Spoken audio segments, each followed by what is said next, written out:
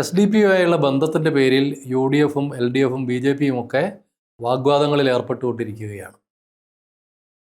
യഥാർത്ഥത്തിൽ സംഘപരിവാർ ബാബറി മസ്ജിദ് തകർത്തതിന് പിന്നാലെ വിവിധ സംസ്ഥാനങ്ങളിൽ ന്യൂനപക്ഷ സമുദായങ്ങളിൽ ഉണ്ടായ ഉത്കണ്ഠയും അരക്ഷിതത്വവുമൊക്കെ പുതിയ രാഷ്ട്രീയ പാർട്ടികൾക്ക് രൂപം കൊടുത്ത സാഹചര്യമുണ്ട്. എല്ലാ സംസ്ഥാനങ്ങളിലും ആ പ്രക്രിയ നടന്നിട്ടുണ്ട്.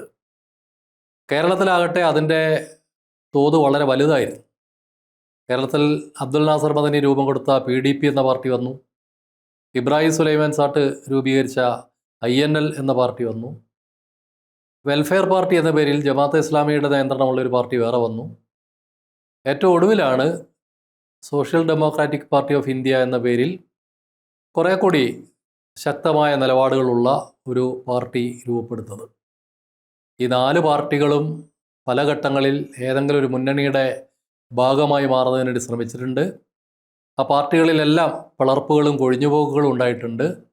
തീർച്ചയായിട്ടും ആദ്യം പറഞ്ഞ 3 പാർട്ടികളും ഇപ്പോൾ താരതമ്യേന ദുർബലമായ ഒരു രാഷ്ട്രീയ പരിസരത്താണ് നിൽക്കുന്നത്. PDP പേരിന് മാത്രമേ ഉള്ളൂ. INL പിളർപ്പുകൾ നേരിട്ട് ദുർബലപ്പെട്ടു. വെൽഫെയർ പാർട്ടി മുന്നണികൾക്ക് പുറത്ത് നിർത്തപ്പെടുന്നു. SDP ആകട്ടെ LDFുമായി ചേർന്ന് പോകാൻ ആഗ്രഹിക്കുന്നു.